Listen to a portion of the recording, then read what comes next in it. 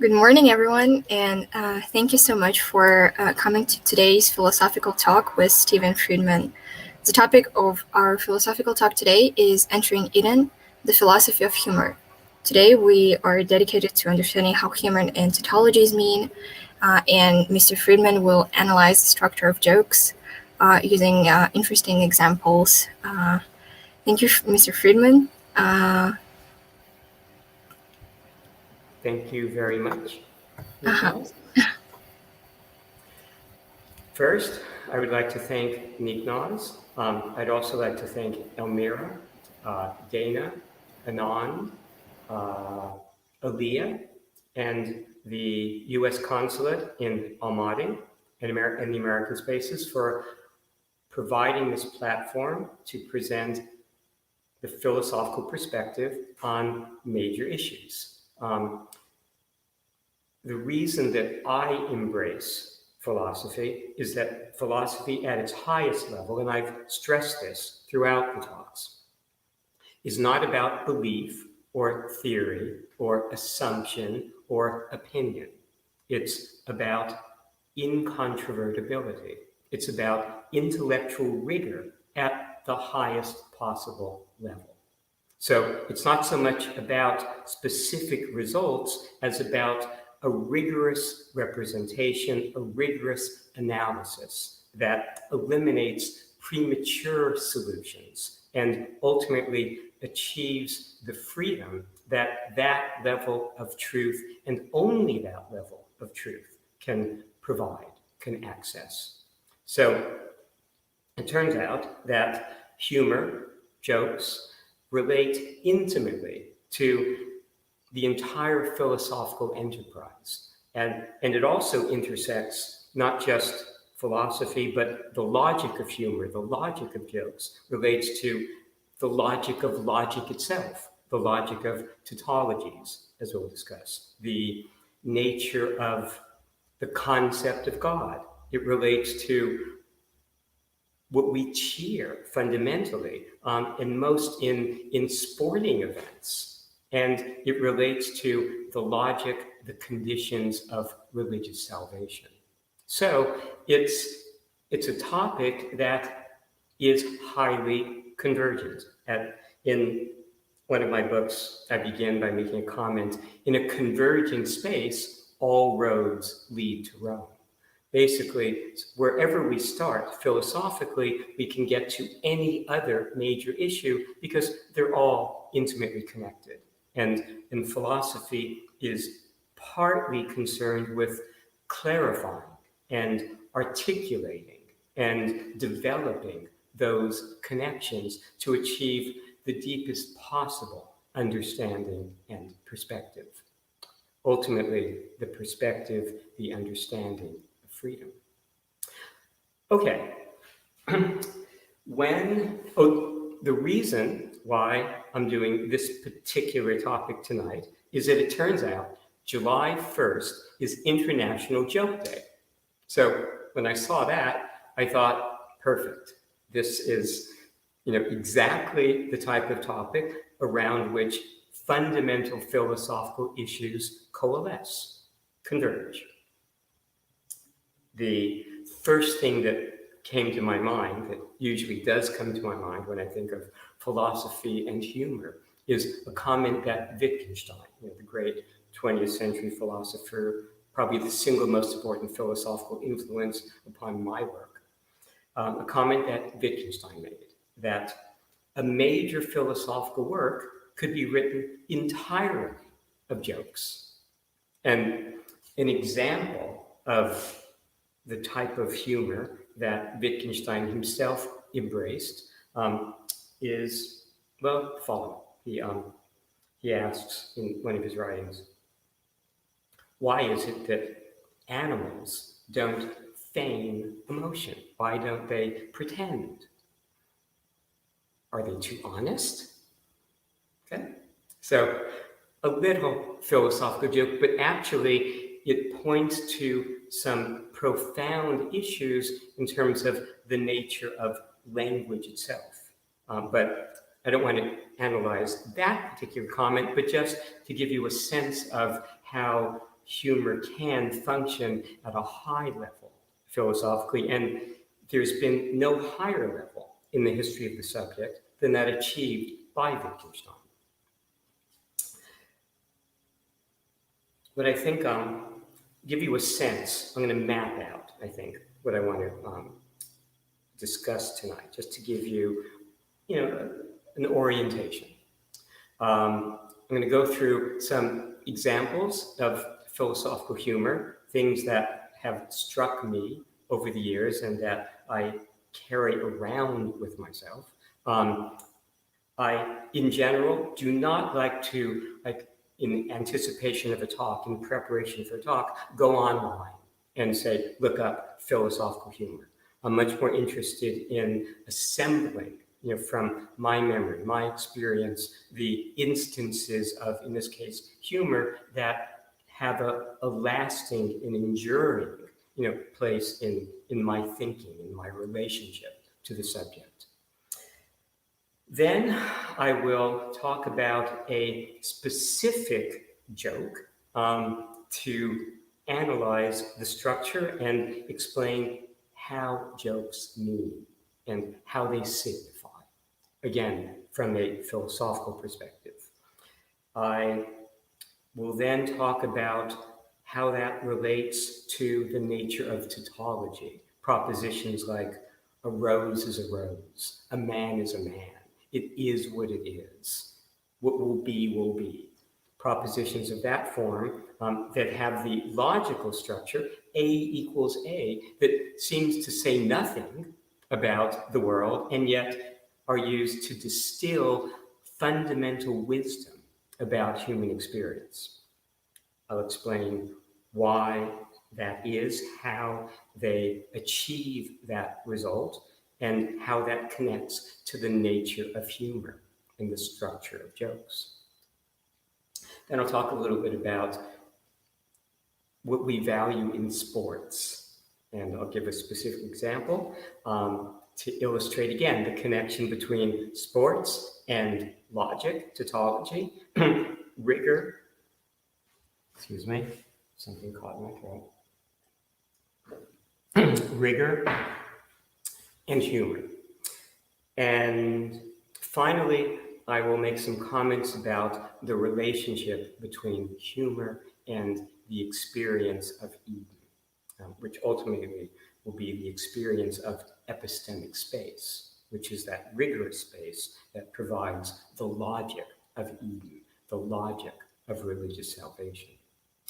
Okay, so some of these jokes I've brought up before in different contexts.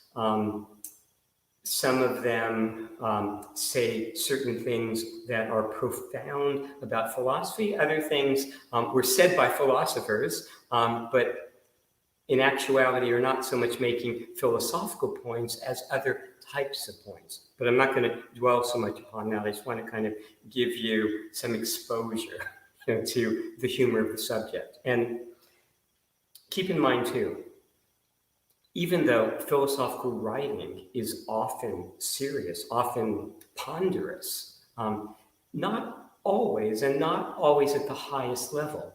And philosophers are bright individuals typically, and intelligence is typically associated with senses of humor. Einstein was funny.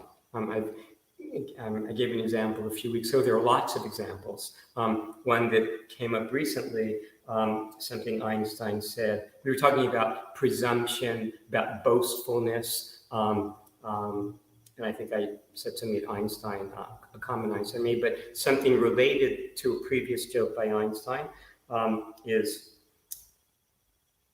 only the universe and human stupidity are infinite. And I'm not sure about the universe, Einstein. Not a philosophical joke per se, but still the connection between philosophers and humor is strong. And we find that in figures like Socrates, Wittgenstein, Nietzsche, Kierkegaard.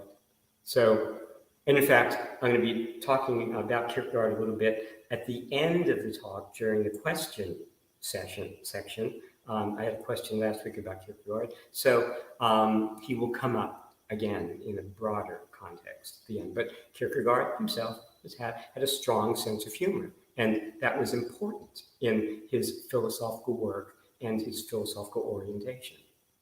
Okay, Thales, I'm going to go a little bit in chronological order. Thales was a pre-Socratic Greek philosopher, came slightly before Socrates. He famously remarked, and again, I've given this in a number of contexts in previous talks, he proclaimed, life is no different than death. And people would ask him then, why don't you die? Thales would respond, because it makes no difference. Okay, that's philosophical humor. But actually, the point that Thales is making is not so much a philosophic point.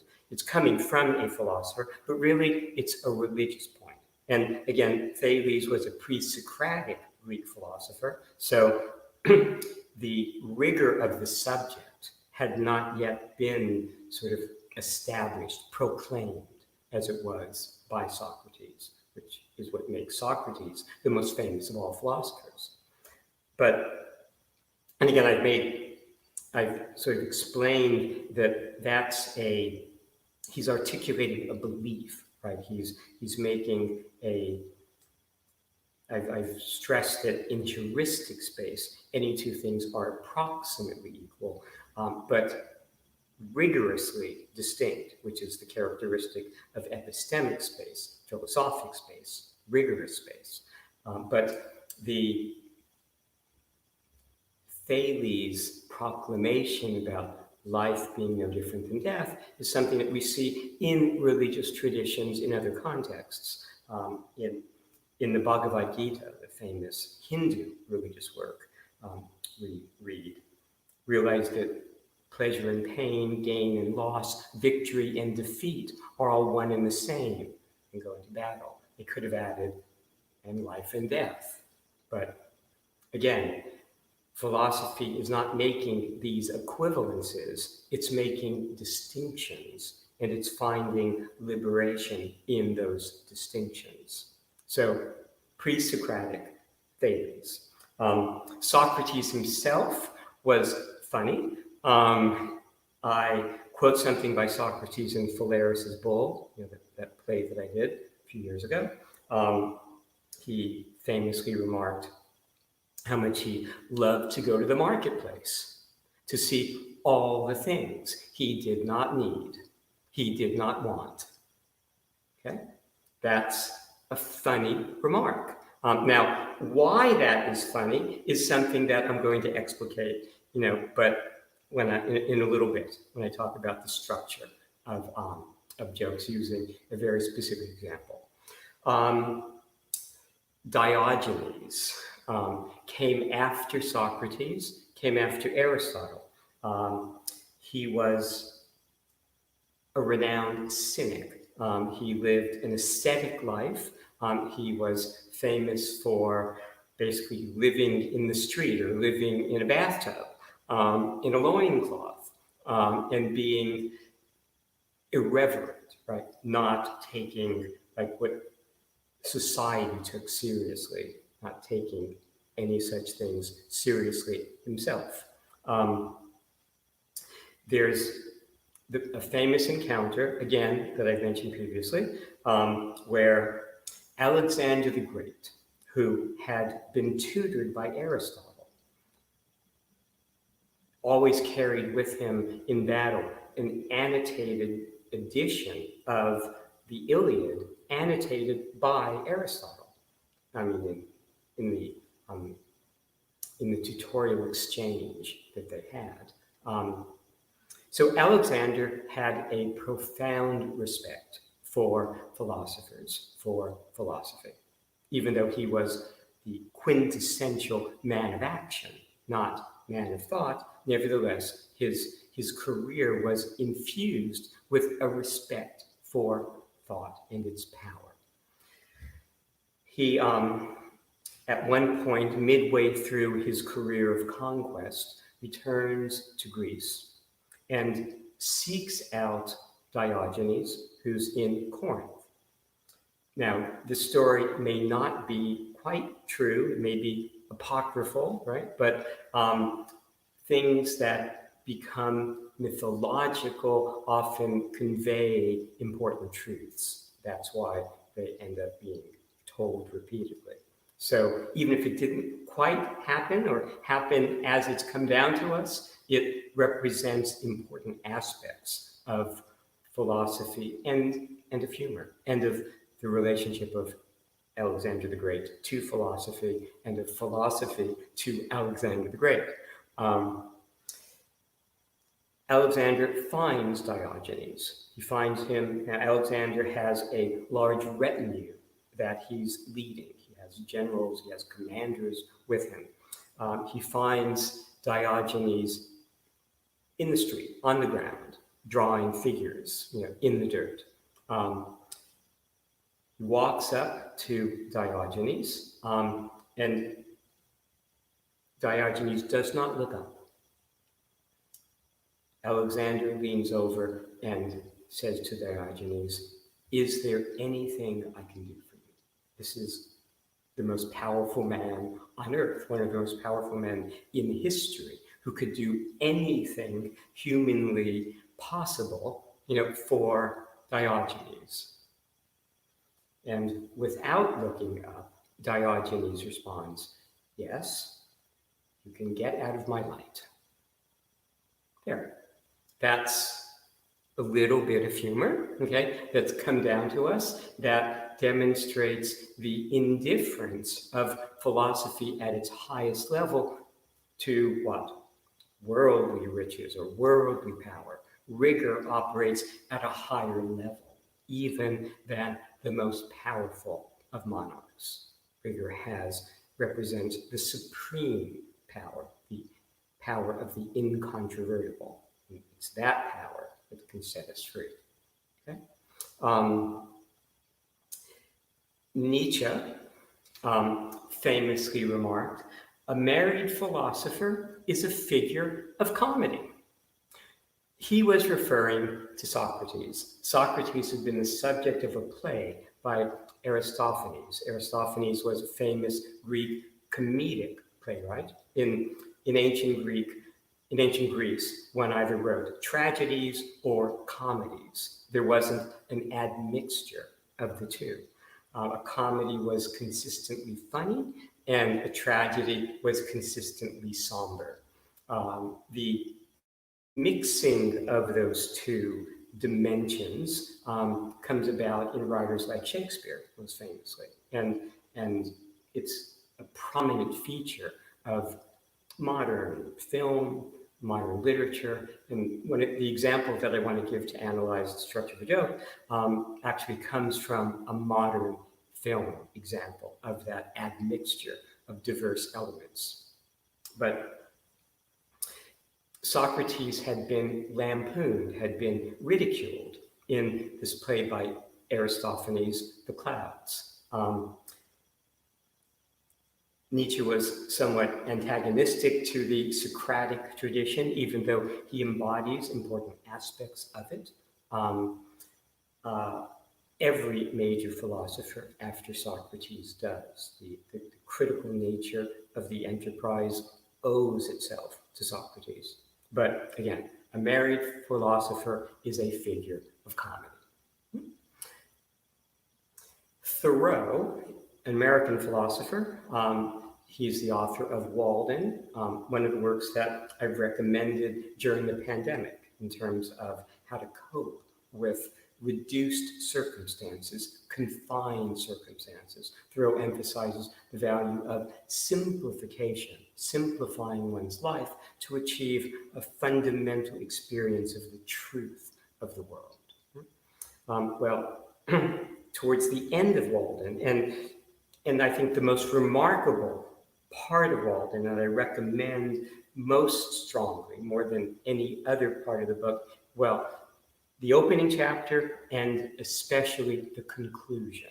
I think the conclusion of Walden is the finest thing that Thoreau has written. Certainly what I go back to repeatedly when I revisit Thoreau. But towards the very end, Thoreau makes the comment, I called upon the king, and he had me wait in his hall, and conducted like a man incapacitated for hospitality. There was a man in my neighborhood who lived in a hollow tree. His manners were truly regal. I should have done better had I called on him. Okay? Again, an instance of this humorous stance that one finds running through the works of even the most, well, serious of philosophical minds and presences.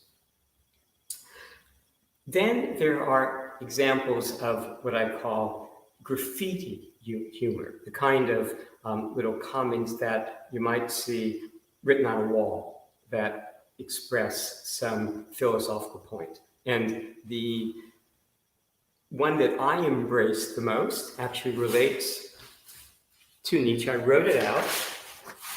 This: God is dead, Nietzsche.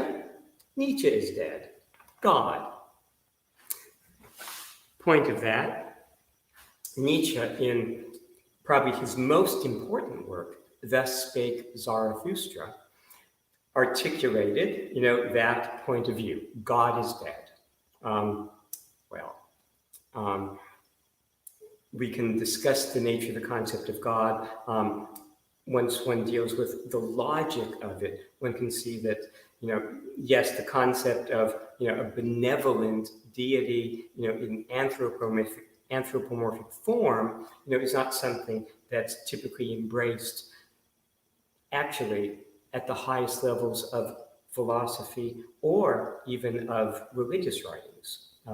The most important theologian, writer about the nature of God in the history of the Christian tradition, certainly in the history of the Catholic tradition, is St. Augustine. And St. Augustine, in his City of God, famously wrote, "Of God, one can say nothing," including, the type of comment that Nietzsche makes, but philosophical humor.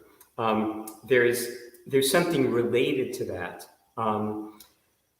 Takes different forms, but here's a form of it. Now, this one helps if you have some background in American 20th century popular culture. One of the iconic figures of the mid-20th century was Frank Sinatra. Frank Sinatra was a famous singer, also an actor, but one of the most famous figures in American popular culture from, the 1950s through maybe the 70s, okay? And maybe even beyond. He was famous for his sort of crooning style of singing. Here's another form of graffiti humor. Andre Malraux, to do is to be. Albert Camus, to be is to do. Frank Sinatra, doobie-doobie-doo. Doobie-doobie-doo was a line from one of his songs. I think it's also something that he would sing just when it was a matter of sustaining the rhythm and the melody and moving away from the words. So, more philosophical humor. Some of the most celebrated, some of the most important examples that go to the core of the tradition that they serve and that they come out of are examples from Buddhism, actually, from Eastern culture in particular. The Zen Coan is a concentrated statement that's paradoxical, seemingly has no answer. It's meant to engage you in the process of trying to think about it to the point where you ultimately free yourself from the act of thinking. But it turns out these koans And these koans are meant to achieve a kind of illumination, instant illumination, again, through freeing oneself from processes of thought.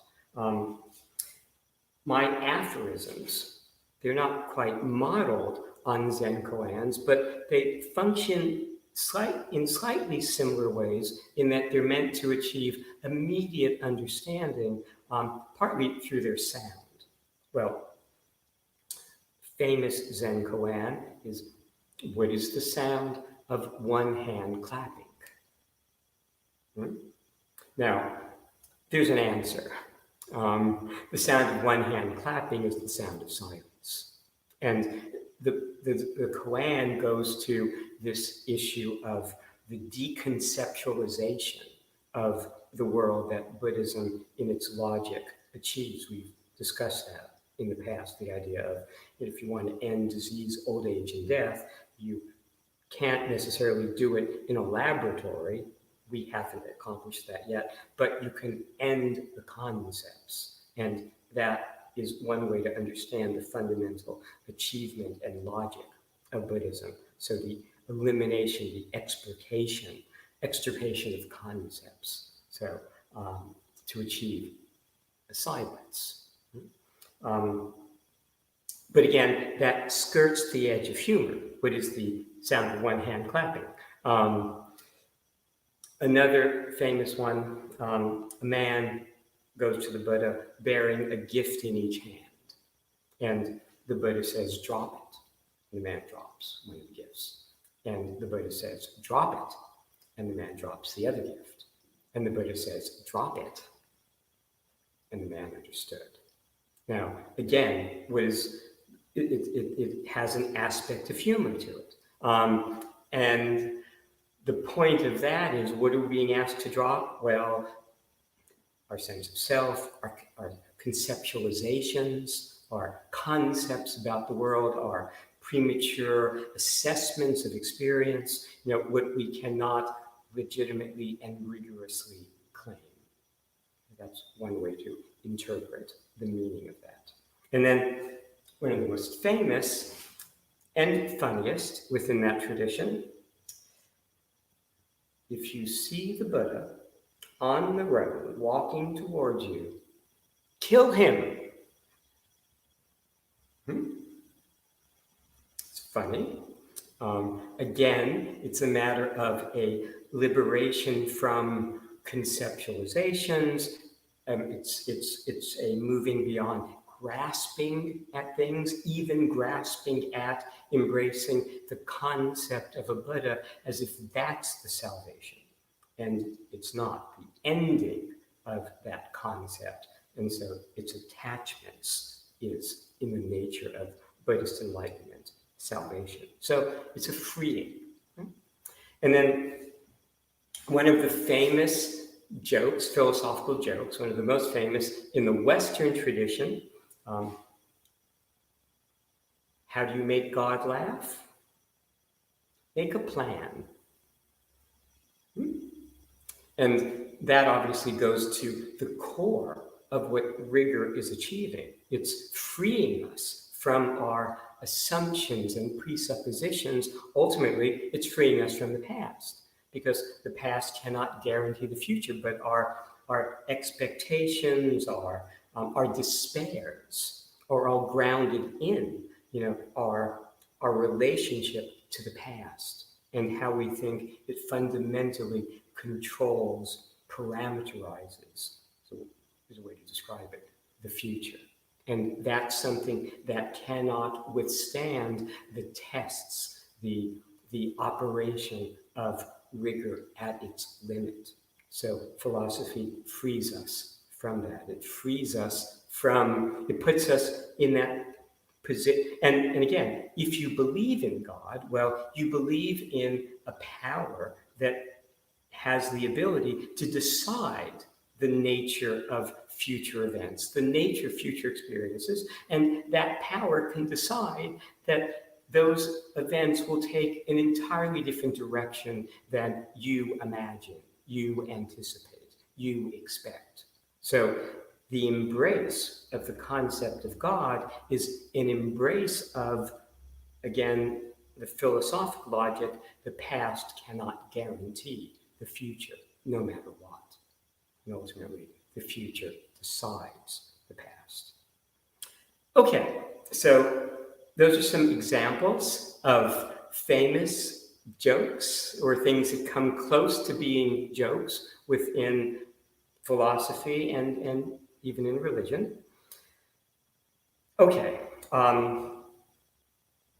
to get at the nature of a joke, and it's really very simple, but getting to it is not, right? In general, like what we demand of truth, what we demand of understanding is a final simplified form. If something seems too elaborate, we're not going to embrace that as a final representation, a final answer.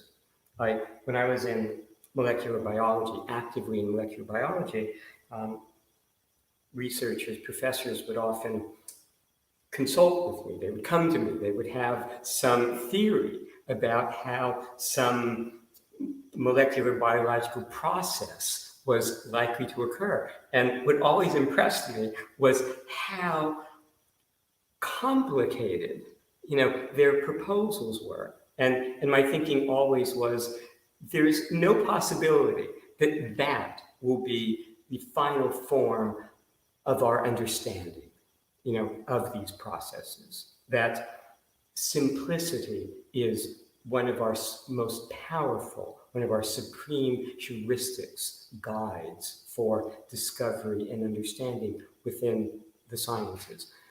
Simplicity is our ultimate goal, but achieving simplicity can be a lifetime endeavor. And I've given the example recently of Mozart and Alfred Einstein, who in his biography and analysis of Mozart's life and work, commented on the finale, the second act finale of The Magic Flute, the last great opera that Einstein composed, saying that for this finale, Mozart brought to bear every musical means at his disposal, and in the end decreed simplicity, supreme simplicity. Okay? The same thing is going to apply here in terms of our understanding of humor and jokes. Okay, the example I want to use is a simple one, but a classic one. It comes from an American film of the 1980s, the early 1980s, An American Werewolf in London, a film directed by John Landis, great comedic director. He worked also with Michael Jackson, was responsible for some of Michael Jackson's most celebrated music videos, the Thriller video. An American Werewolf in London, for a long time, was my favorite movie.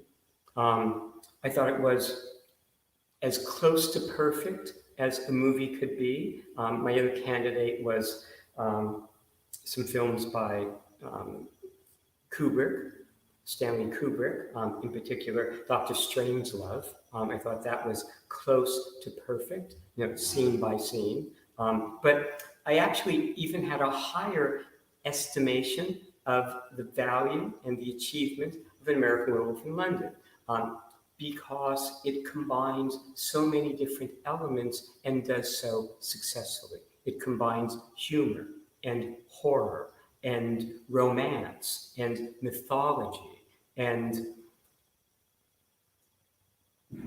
tragedy, and it manipulates them in such a way that that one element helps bring to life the other elements. Plus, the film happened to, when I'm evaluating things, I'm always interested in how they end. So, what will be the final words spoken in the movie, and do they seem like the inevitable, appropriate final words? And in the case of American Werewolf in London, there were some final words uttered. I love you, David. And I thought as I was watching it, if this movie is at the level that I think that I'm experiencing, that will be the end of the film. And it was. So that's one way that I evaluate. But early in the film, as I said, there's humor throughout, interspersed with horror, interspersed with romance, interspersed with and leading to tragedy. But there's a joke that's told early on in a pub in the northern part of England. And you could see that John Landis had to make a decision, like he wants to tell a joke. What joke, might he tell at this sort of early but pivotal scene? And everything in the movie seems sort of lean, seems like well chosen, well edited. So, he wants a good representation of something comedic in the form of a joke. And the joke that's told is, again, it's classic. It has lots of different forms. They're all related and they all reveal the nature of the logic of humor, of a joke. And it goes like this. An American, an Englishman, a Frenchman, and a Mexican are in a plane. It could be told in a plane, I've heard it in a plane, I've heard it in a boat, whatever, in a plane. But the plane is running out of fuel, and it's necessary to lighten the load. So they throw out everything they can, but the plane is still too heavy. So it reaches a point where the passengers are going to have to sacrifice themselves for, so that one or two or three will survive. Well, first, the Englishman comes forward and says, "God save the Queen," and jumps out of the plane. But the plane is still too heavy. Frenchman comes forward, "Vive la France," jumps out of the plane. But the plane still too heavy. So the American comes forward and says, "Remember the Alamo," and pushes the Mexican out of the plane. That's the joke. Okay? Simple joke. How does it function? Why does it make us laugh? All jokes come down to this. The setup of the joke, the telling of the joke prior to the final line, the punchline, sets up an expectation. We're expecting, what are we expecting? We're expecting the American to say, "Remember the Alamo," and jump out of the plane. That's the expectation that the conduct of the Englishman and the Frenchman establish in our mind, in our thinking. The setup of every joke sets up some expectation. Now, that expectation may be based upon what's being told explicitly in the joke.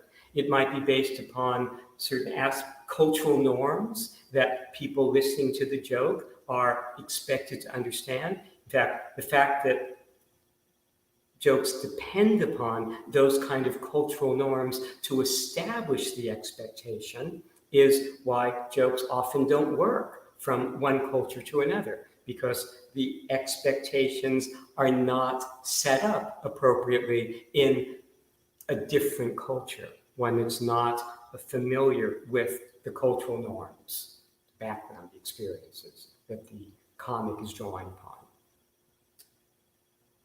The punchline of the joke goes in a different direction. It thwarts expectation.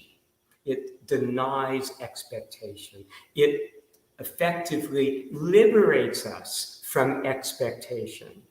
That's how jokes function. That's why we laugh. The sense of liberation from expectation.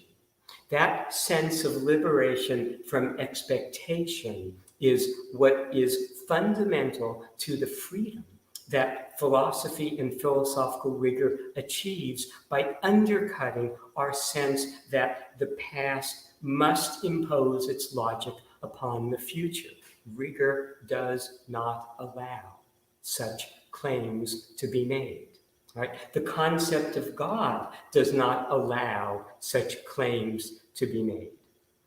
The connection between that thwarting of expectation, that denial of what we think is going to follow, that we think must follow, is the same thing that's achieved in the progress towards Buddhist enlightenment. So that enlightenment, it's said within the Buddhist tradition, is preceded by laughter. By that, because what is enlightenment achieving? It's achieving that liberation from concepts. And what are concepts? Well, where are they grounded? They're grounded in past experience.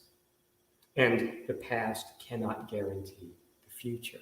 So humor is achieving what philosophical rigor fundamentally is accomplishing: a liberation from expectation, ultimately, in the case of philosophy, philosophical rigor, a liberation from the past. Remember, I've made a reference in the previous talk to Sartre, who said that the French were most free during the German occupation during World War II because they were free of the past. Same thing operating. So every joke is setting up some type of anticipation, some type of expectation that the punchline thwarts. The same thing is true for, well, the most common humor that one finds in Shakespeare is the pun. Shakespeare loves wordplay, plays on words. How are puns achieving their humorous effect? Well, a pun, a play on words, is something that can go in two different directions. So we hear the pun, we immediately think one direction, but then an instant later, that alternative direction comes to mind, and that moves us, again, away from expectation. That's the liberation that humor, that laughter signifies. There's, actually a few weeks ago, before even this topic came to light, a friend of mine sent me a little philosophical joke about Socrates.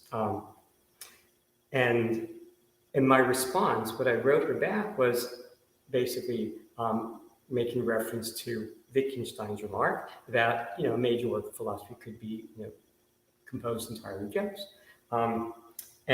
And I said, and that shouldn't surprise anyone because philosophy is a joke. Now, that's a pun, right?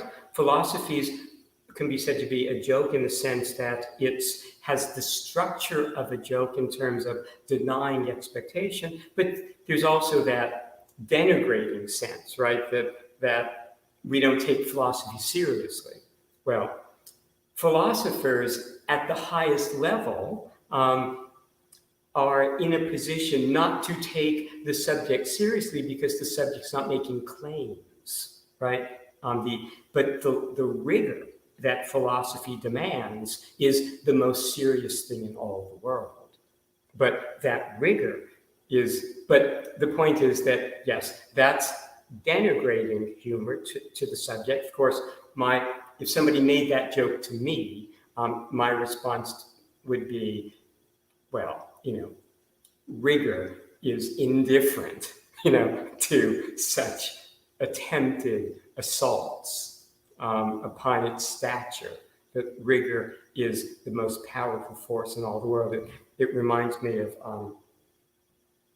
a comment, a joke that Samuel Johnson, the great English man of letters lexicographer, once made. He said that actually it's not a joke, it's a comment. He said that a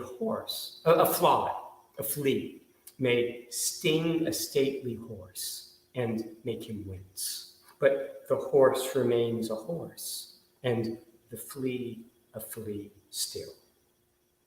So But again, the pun, the play on words, is operating in basically the same way as the more formal type of joke that I gave an example of.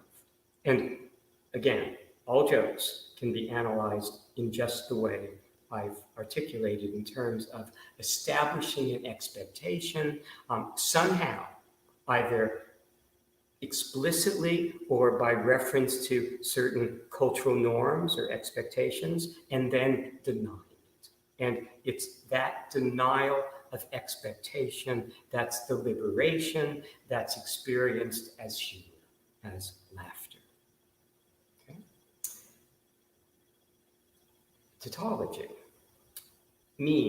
operates in a similar way. Let's see how we do. Okay, good and fine.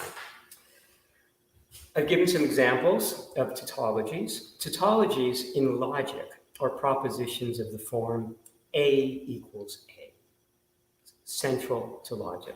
Remember, I've shown you this, the logic of heuristic space, A equals A, of epistemic space, A is not equal to A, and then heuristics converge to epistemics. That's kind of an overall summary from one direction of the philosophical work that I've developed and that I've been basically communicating through these thoughts. A proposition of the form A equals A really is thought to say nothing about the world, or in traditional philosophical discussions, is said to be irrefutable because it doesn't bear upon the world at all, right? It's a dog is a dog. What exactly is that saying, right? A equals A. It's not what we call predicating something. It's not saying a dog is a four-legged mammal, or a dog is a common household pet. It's not giving a characterization. So, again, in terms of classic logic understanding, the understanding of logical form, not saying anything of interest, right? Not saying things about the world, right?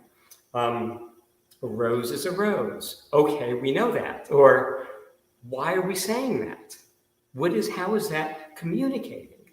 Because it turns out that, again, the writer Gertrude Stein, the American expatriate writer during the 1920s, a friend and sort of inspiration to writers like Hemingway, Fitzgerald, wrote, a rose is a rose is a rose. Really making an emphatic point of it. Well, a man is a man. That's said to be the essence of Lear, the meaning of the play King Lear, one of the greatest works of literature in the history of the world. King Lear. A man is a man. Or it is what it is. I hear that all the time. So we hear these forms, and these forms are actually conveying wisdom. So these logical forms that say nothing about the world are actually being used to say the most important of all things about the world, or about human experience. What's going on?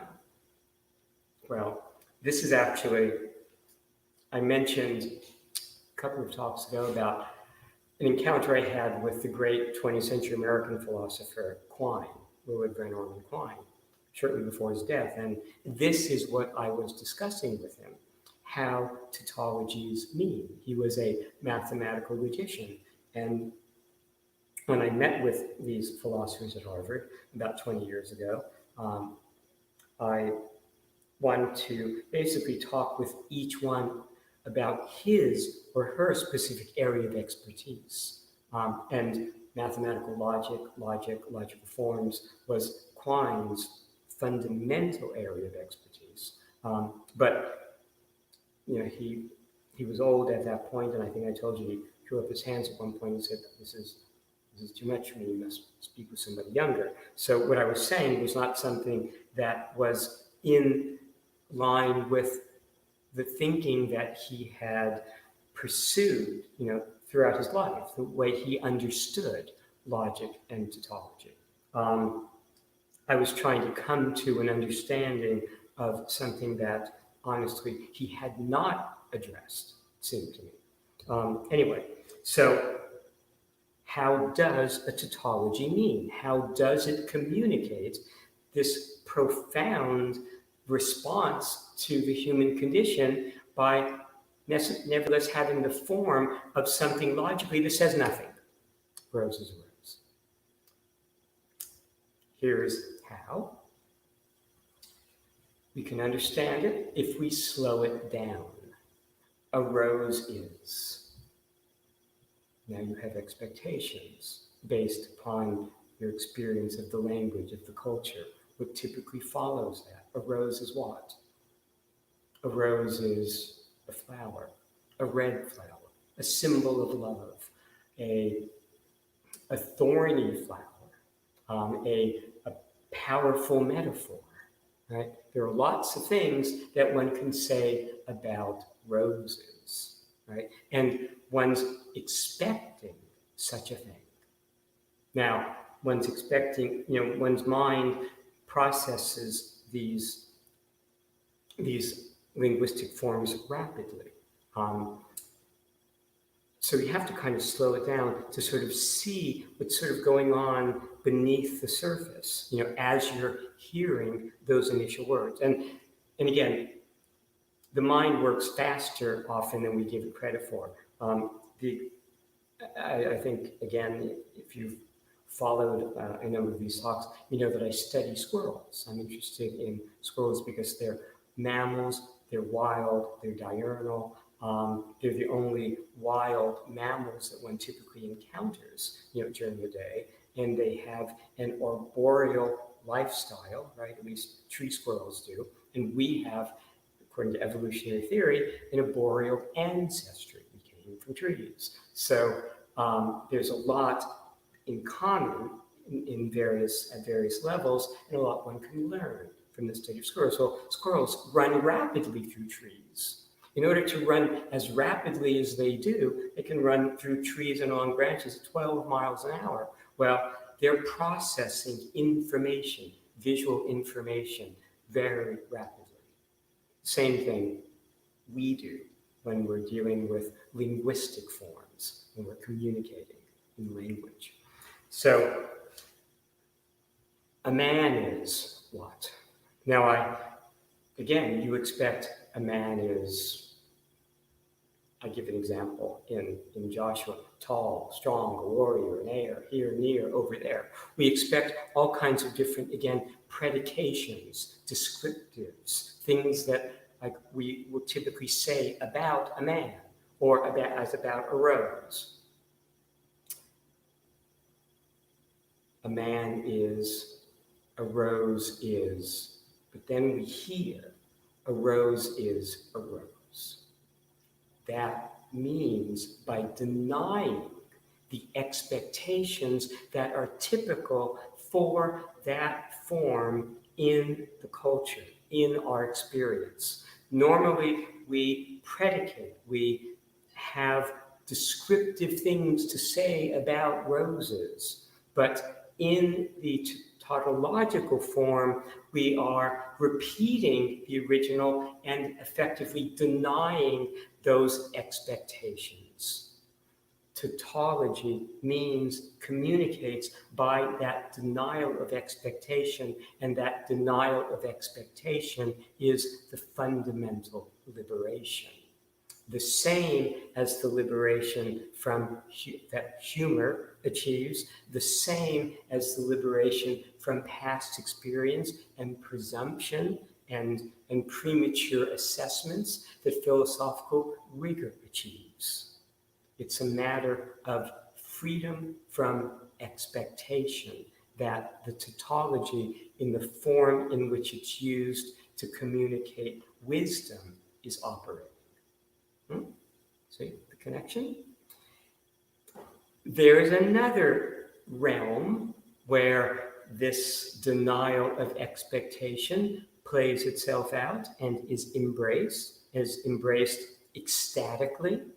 Again, Buddhist enlightenment is embraced ecstatically, and the liberation, the freedom that achieves from, if you like, conceptualization, is signified by laughter, marked by laughter.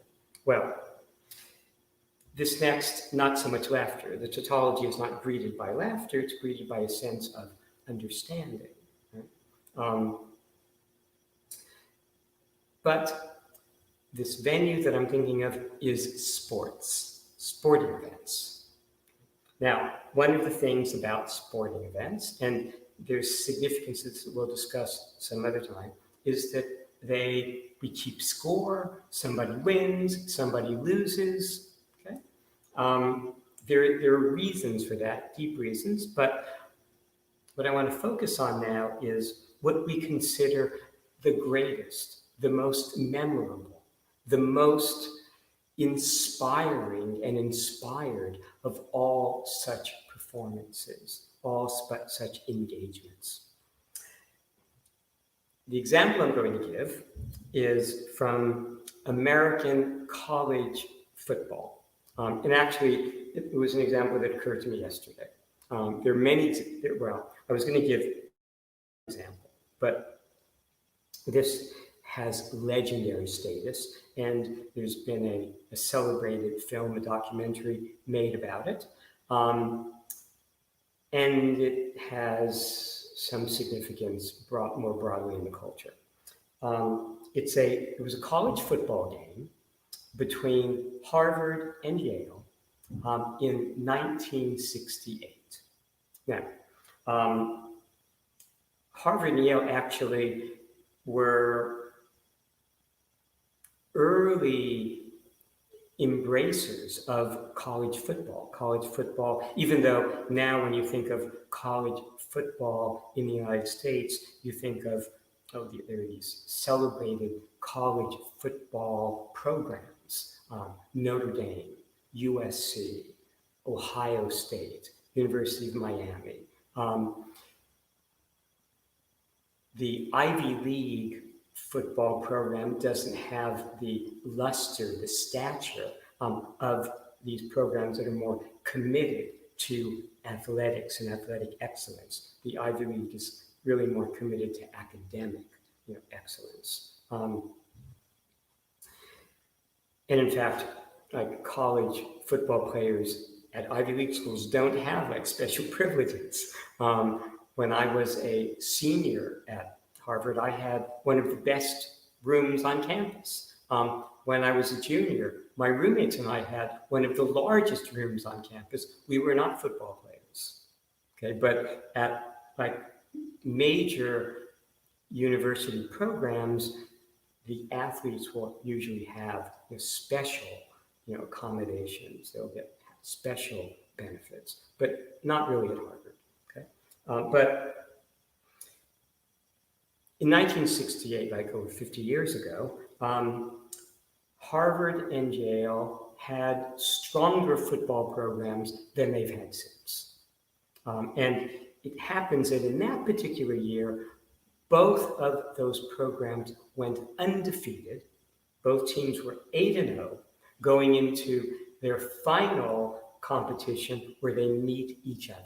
And the Harvard-Yale game is like the most celebrated game, I think, in the history of Ivy League colleges, and one of the great traditions of college football. Again, not though at quite the athletic level anymore of a lot of these other universities. But that particular year, they had stellar programs. It's the first time I think they had met undefeated since the early part of the 20th century. Yale in particular had an extremely accomplished team. Their quarterback, Brian Dowling, had lost one football game in his entire life going back to the 6th grade.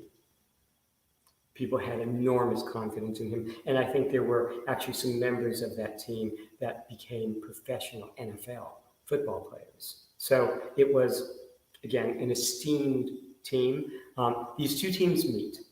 But Yale is the stronger, has the stronger team.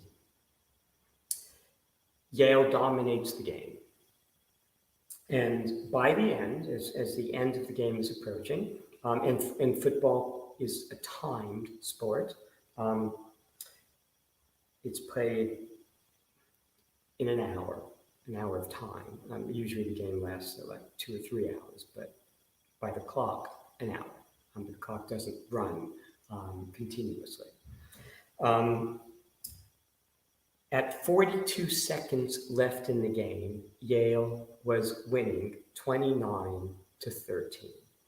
That's a significant margin. It's not that they have to score 16 times. Scores in college football, like a touchdown is worth 6 points. Scores are not just 1 point per score. But basically, the difference between Yale and Harvard at that point, 29-13, was 4 scores, okay?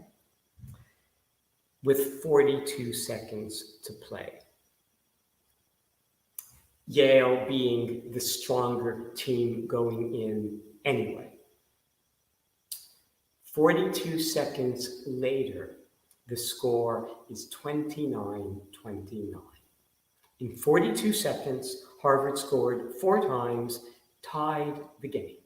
The game ended, with that 4th and final score. So there was no additional time to break the tie. Okay? But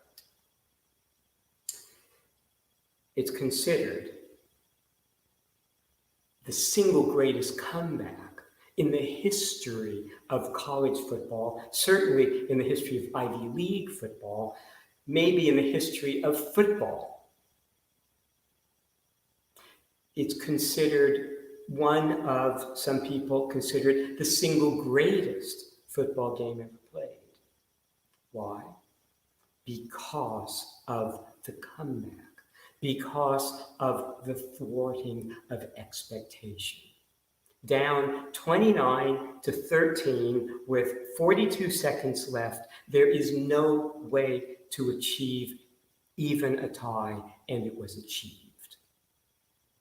It's a liberation from a sense of doom, right? It's a liberation from that tragic sense of life that there's no way out, there's no way to win, that we're condemned to failure and loss at that point. It's a complete reversal, denial, liberation from expectation, that we cheer, that we celebrate. The Harvard Crimson, the Harvard College newspaper, the next day ran a headline that's become one of the most famous headlines in the history of sports. The headline was, "Harvard beats Yale 29-29. Because it was such a remarkable turnaround, such an unanticipatable turnaround at that 42-second mark that it was experienced as a victory, and Yale experienced it as a defeat. There was a documentary made about it of that title, Harvard beats Yale 29-29, that's one of the acclaimed documentaries. So you can actually see that documentary, which chronicles, it has interviews with a lot of the participants in that game, some of whom became famous. There was a famous actor. Meryl Streep was dating somebody that was on the Yale football team. George W. Bush, president, was a cheerleader for Yale. So there were a lot of figures that become important subsequently in American culture or history that had a role in that game also. But the most important aspect of that game is the denial, the thwarting, the victory in the face of inevitable defeat. That's that liberation. That, again, we see in the operation of logic and how tautologies mean when they're applied to human life, human experience. It's what operates at the level of philosophical rigor, and it's what operates in the embrace of the concept of God, and it's what operates in a joke, in humor. Okay? Now, let's make sure. Okay. The final thing I want to talk about is a little bit of the experience. This is going to be some personal experience. I was at an art collector's house one day some years ago. And this art collector had a famous sculptor over. He just published a book on his sculptural work.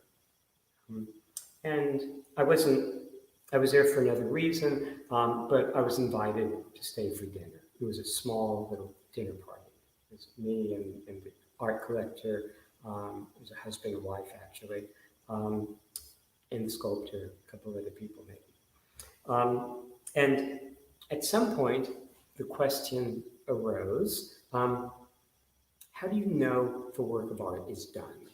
Now, when we're dealing with typically like the Renaissance tradition, where a work of art is like a window on the world, where it's showing something, as if we were looking outside our window onto a landscape, say, or at a person. Well, if it's meant to be like highly representational, well, when the work of art resembles, the subject sufficiently. But there's that question: what's sufficiently, right?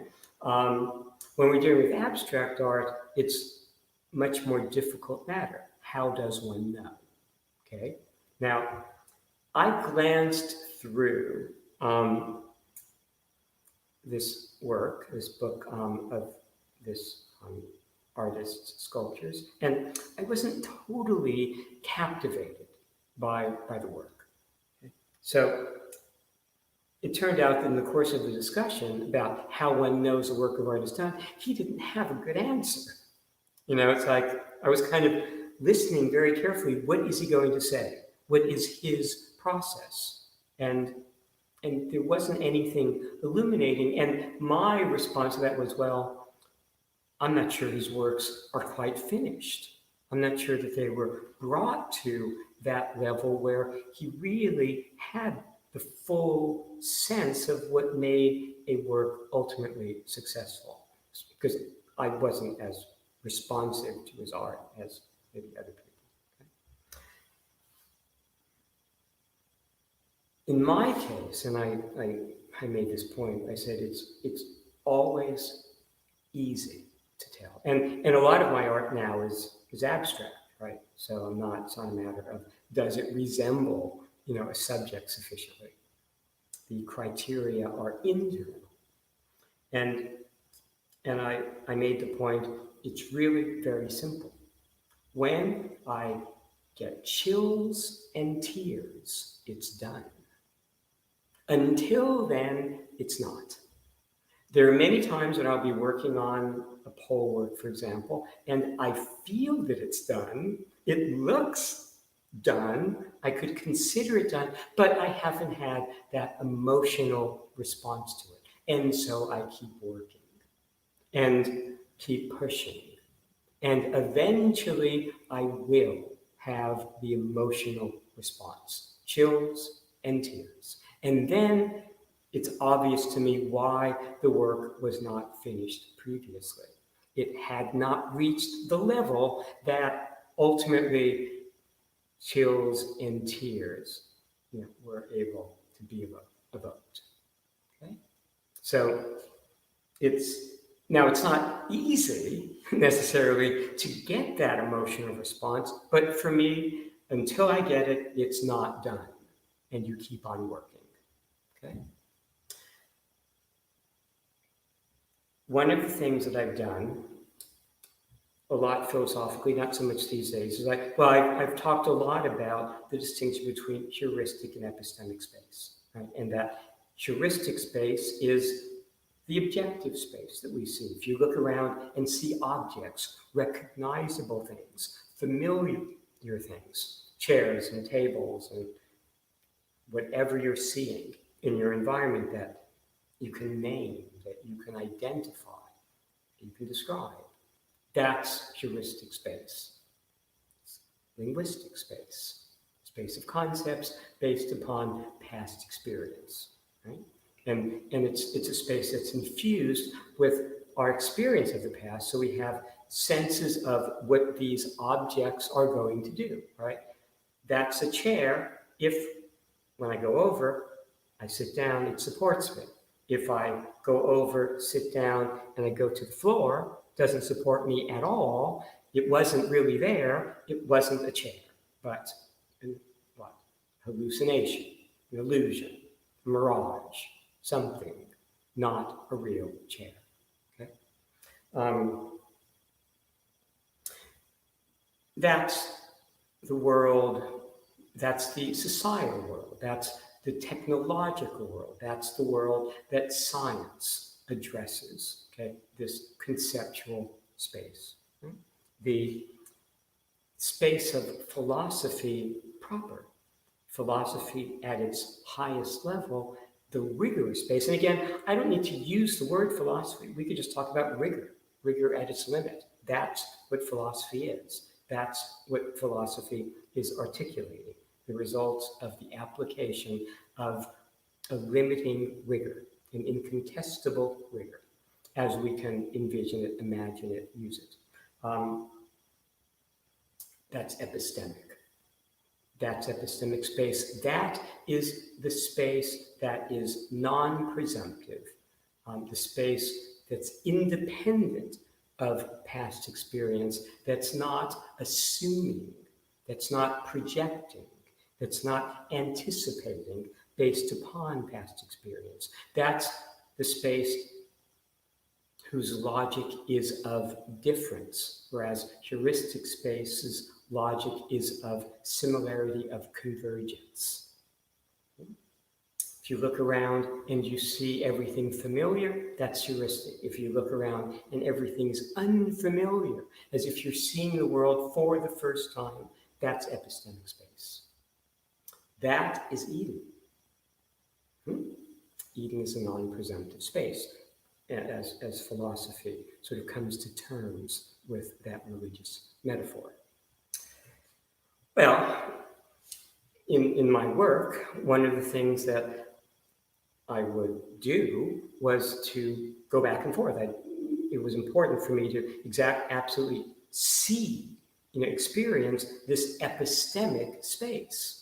Not just describe it, but to see it. And there are ways. One kind of squints, one closes one's eyes. One can go through intellectual processes. Imagine that there's nothing outside these walls, that this is your only experience, and imagine that you're seeing it for the very first time. There are exercises that one can do. I think in a future talk, I'll talk in more detail. I've alluded to it, in past talks at various times. But we are experiencing something that is basically released from our past expectations. Past is a prison, and this the way out. Right? That's what the epistemic provides. So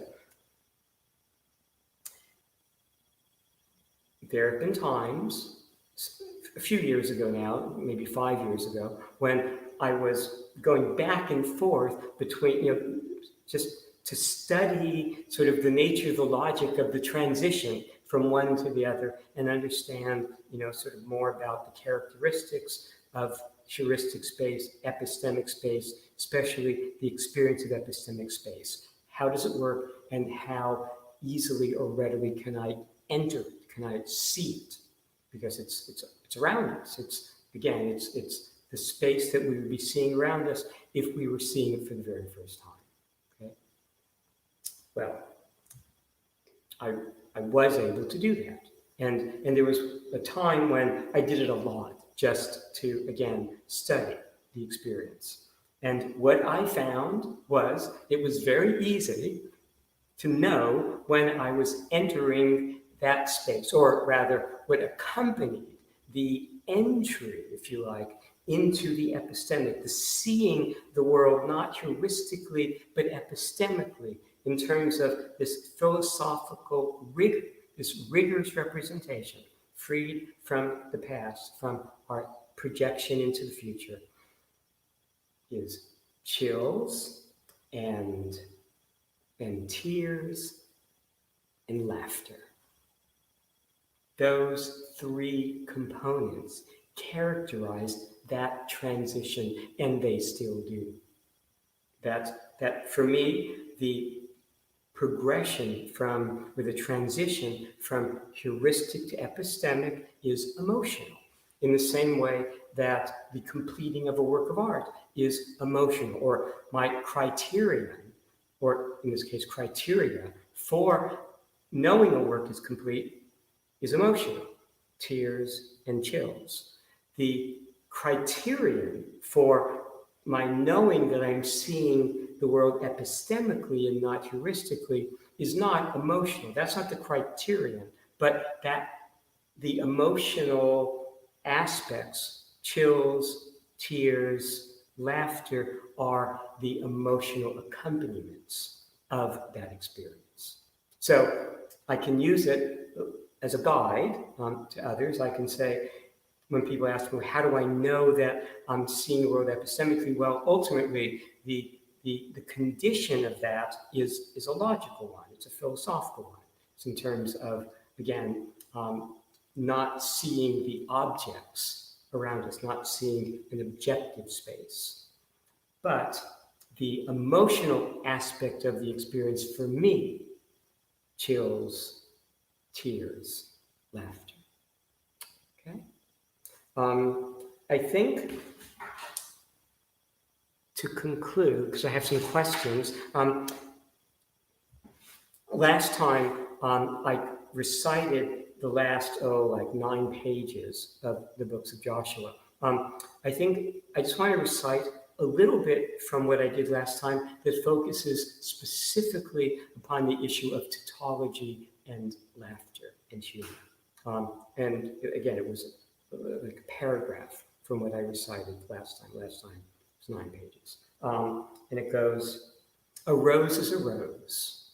And this will be familiar based upon our discussion. It deals with, again, tautology in relation to humor, freedom from the past, exercise of philosophical rigor.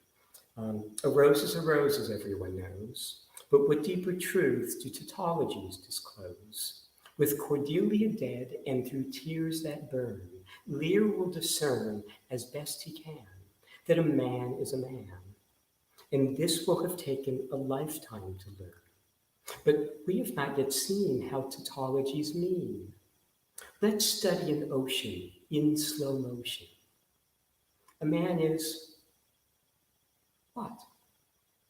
Tall, strong, a warrior, an heir, here, near, over there. As Eckhart's daughter, we can only stare and answer, a man, against expectation of predication, common or rare. It means as humor, by thwarting what we expect, denying our sense of what must come next. And knowledge is a demonstration of just such expectation, and its walls confine as prevarication. But rigor demurs, finding reason to doubt what we think must come about, as the past is a prison, and this the way out. Okay? So again, humor signifies deeply. Jokes, their logic, signify at the level of, again, the meaning of philosophy itself, the achievement of philosophy itself, and of the concept of God, and of religious salvation, and of what we cheer in the most unexpected results in sports. And we find it in all aspects of our lives, but it's especially encapsulated in the experience of humor. Okay, so with that, I will turn to the questions that I had from last time. Let me pull them up. One second here. Okay.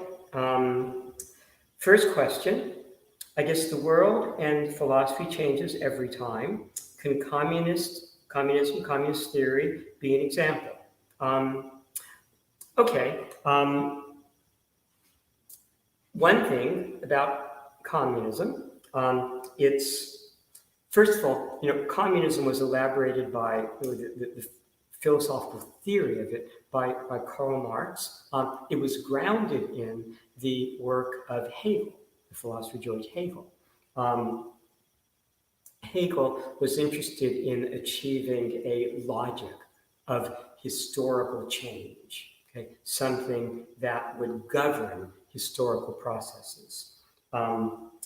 It's, as I described that, effectively an attempt at describing historical change from the outside. Okay? So, turns out, not quite philosophy, more theory, just as communist theory is what we discuss.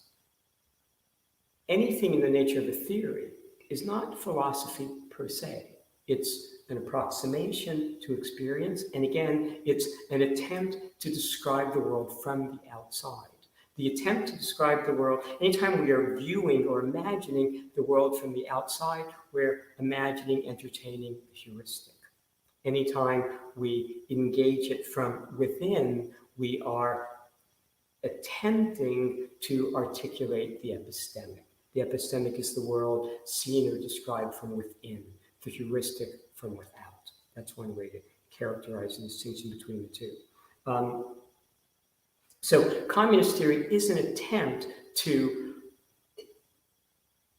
elaborate laws of societal change, right? In terms, let's say, of class conflict.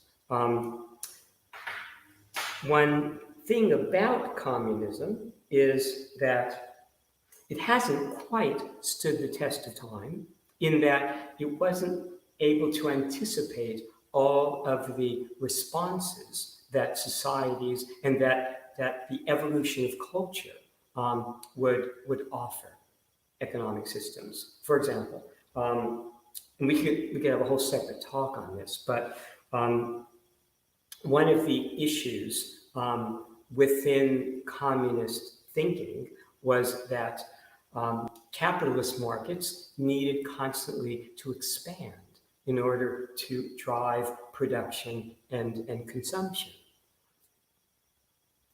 There was that kind of generated an imperialist aspect to capitalist societies. But that imperialism could not continue indefinitely. At some point, the world would be entirely capitalist, the markets would be saturated, and the capitalist system would collapse. It would collapse in the way that there was that collapse during the Great Depression when demand collapsed. What saved capitalist societies from that fate was technology, marketing. The notion that we don't need to be constantly expanding markets.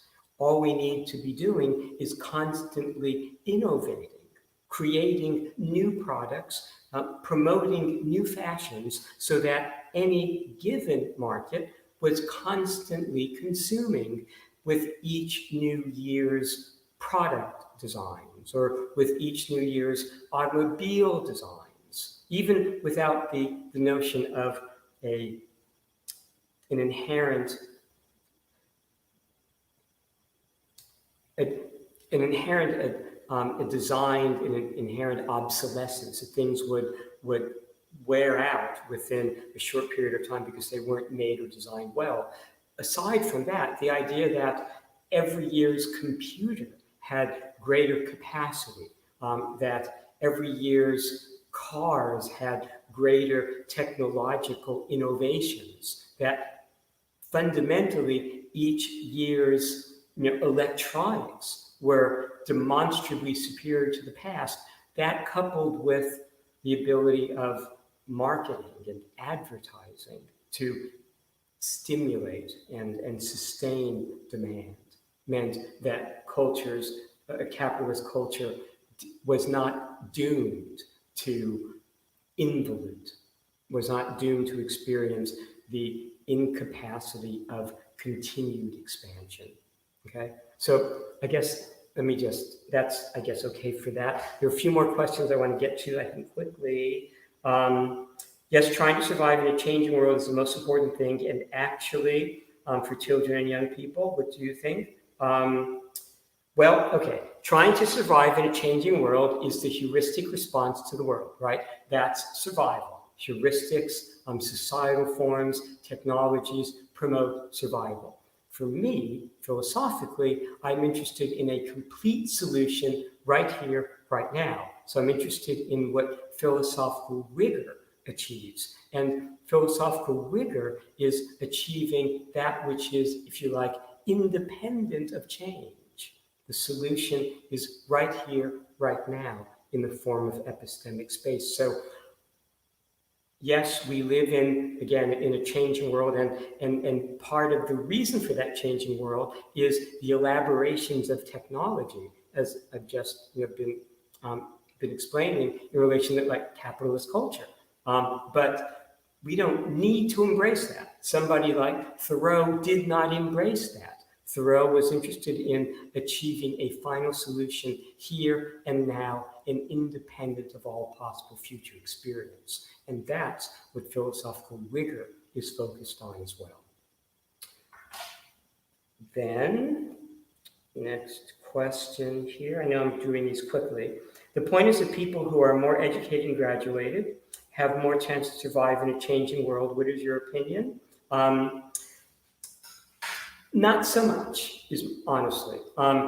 Intelligence, adaptability is valuable for dealing in a changing world, the ability to acquire new skills rapidly. But in general, education and training, the kind of training that's achieved in the professions, for example, in medicine, whatever the profession might be, is a matter of training for particular specializations that will not, for which that training will not necessarily be appropriate as technologies change. So it's not so much, as I see it, education and high levels of education as it is intellectual and emotional flexibility, the ability to respond and change one's direction as the culture changes. And that type of flexibility often runs counter to the type of training that adapts one to a very specific niche where one's skills may no longer be applicable, in a changing world where that niche no longer has the value that it may have had. And then, finally, and again, I apologize for the brevity, what does Soren Kierkegaard think about despair? What does it have to do with God? Okay, this is a huge topic, but basically, the most important thing about Kierkegaard is he was a Christian, a Protestant Christian. He's seeking salvation. He's seeking salvation through the concept of God and the revelation of the New Testament. It is his fundamental sense of the world is that of all religious spirits. The notion that there's something fundamentally awry, something fundamentally unsatisfactory with human experience, that in the case of the Judeo-Christian Islamic tradition is owing to the fall from grace in the Garden of Eden, because of disobedience to God, the withdrawing from God, the movement away from God.